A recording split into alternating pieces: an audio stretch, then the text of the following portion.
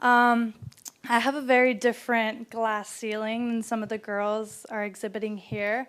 For the first time publicly, I want to say that I'm an undocumented immigrant.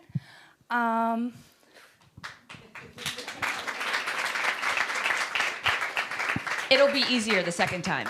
Yeah. Okay. And I want to say that it's been extremely difficult for me to empower myself in America because this is an extreme glass ceiling for me that I can't even control, not even as a woman, but not even as a human. Thank you. Oh, Nova.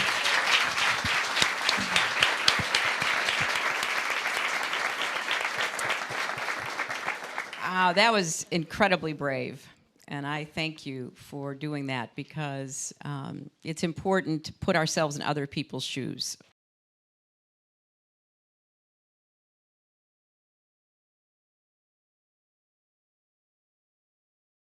I believe strongly we are missing a great opportunity by not welcoming people like you. We are the dreamers! We are the dreamers!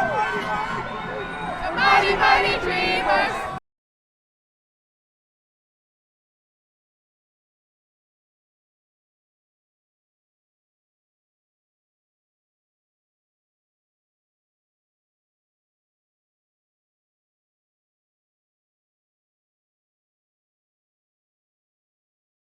And the more stories so that people can talk about face, can put a real face on what it means to have been brought here when you were 5 years old, have spent your entire life here, have made your best efforts here. And that's what immigration really should be about. We are people. We are not illegal. What? We are people. We are not illegal. What? We are people. We are not illegal. What? My name is Nova Bajamonti, and I am 20 years old, and I am Croatian, and I am undocumented. I've been a dreamer since I was about 11 years old when I found out that I can't visit my grandparents anymore in Croatia, where I was born. I came here when I was 5 years old, and I haven't really been back since for the past 9 years.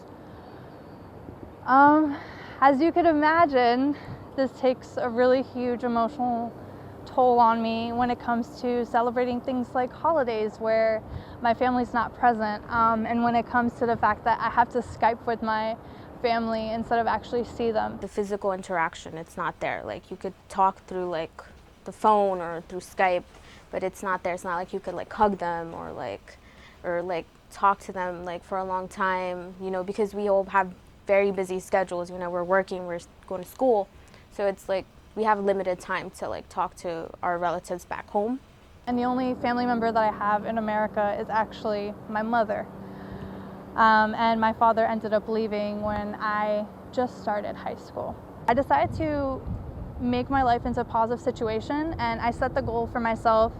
Since there's 8 semesters of college, I decided consciously that meant that I would do 8 internships. I'm also part of CUNY Dreamers, which is like a student-led organization that helps other undocumented students. Sometimes undocumented students are afraid to voice their fears or their problems, so we're there to like represent them and like let CUNY professors know that we have issues, we have needs, and they need to be met. I knew that I was undocumented, but I didn't really feel like I hit my glass ceiling up until the part when the financial aspect came in.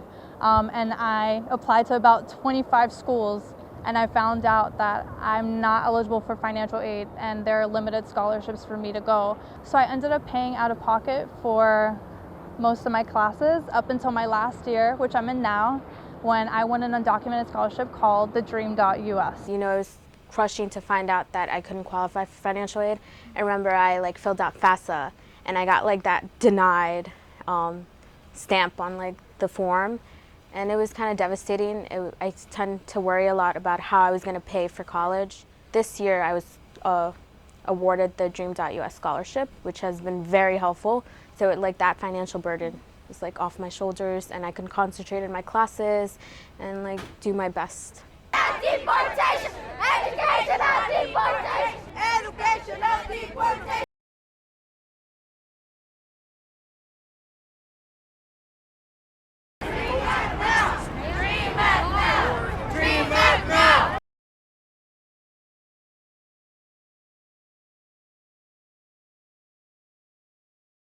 It's very, very hard to be mad at someone who was brought here by their parents when they were 2 years old.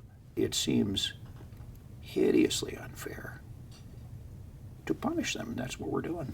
This is a bipartisan cause. This is not something that a Democrat would favor, a Republican would favor. It's something that all Americans ought to favor. So many Americans look back in their life to someone who helped them when they wanted an education. The door has a really great reputation for being a space that's really friendly to undocumented immigrant young people, and we have a legal department where folks will come here to get help in their deportation proceedings or legal assistance in sorting out their documentation status. And the college advisors on my team work really closely with our legal staff so that when we have young adults, whether they're in high school or somewhere else, who want to go on to pursue their dream of college, we work with them to make sure that they, number one, know that's a reality, that just because that they're undocumented doesn't mean that they can't go to college, and then two, work with them in close collaboration with our legal team on sort of the specifics of their situation. I know that there's so much talent and there are many motivated dreamers out there, but I'm just surprised how it's so little, like 5%. I think there should be more, and I think it's up to us who already made it to help motivate those students, to provide them with resources, with our personal experience. So I think as a dreamer that kind of has made it, I think it's my responsibility to help them out.